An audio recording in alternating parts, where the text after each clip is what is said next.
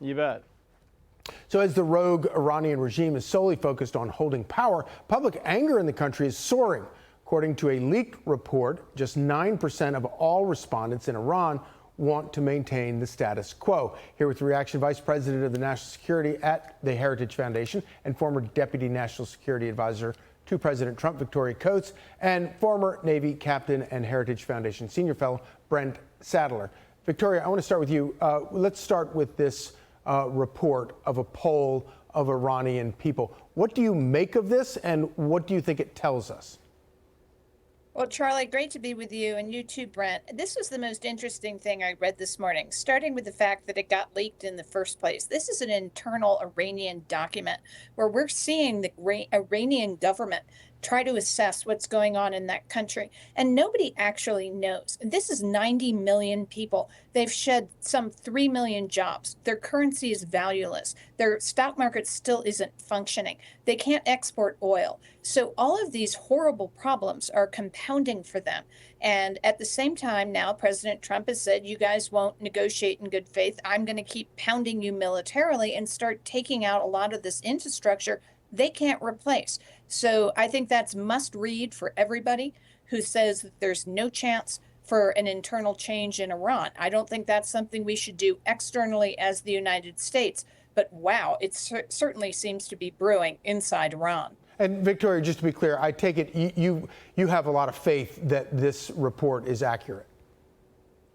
You know, whether or not this is 100% accurate, I can't judge that, Charlie. Right. You know, it certainly seems to be the kind of thing they would be preparing. And what I would go back to is whoever leaked it wants this information out there. Right. Brent, can you break down for us, obviously, the peace deal, as Kevin Corke reported, the peace deal is off. It's hot again. Can you tell us about what these latest strikes have accomplished?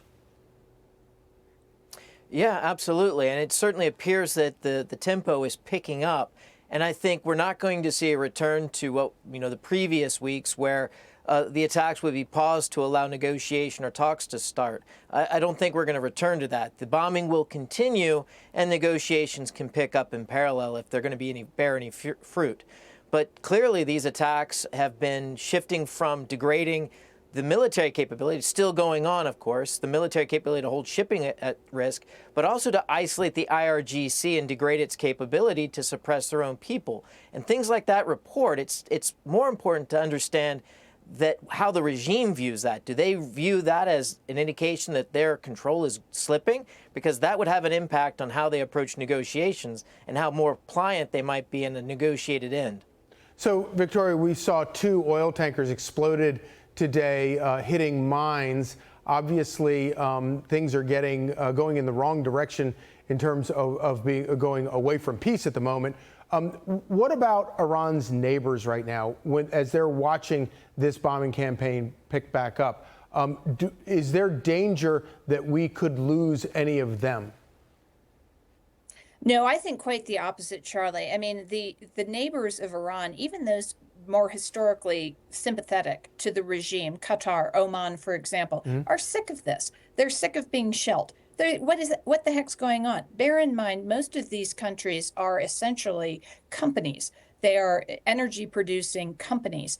And this kind of activity is bad for business. And so one of the stories that got no attention today that I think is so important is the visit of the new Iraqi Prime Minister, Ali al-Zaidi, who came in and went down to Texas and started signing deals with Chevron and Exxon to go into Iraq and start to move oil through Iraq, through Syria, out of the region without going through the strait. That's what Iran has done. So that's not anyone walking away from the United States. Those are people embracing the United States.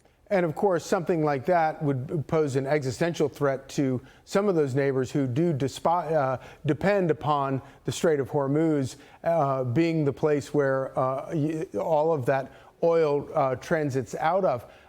Brent, obviously, we can't look at this outside the realm of American politics. The war is not a popular war. People don't want to see this going on. I think that people want to see gas prices going down instead of going up.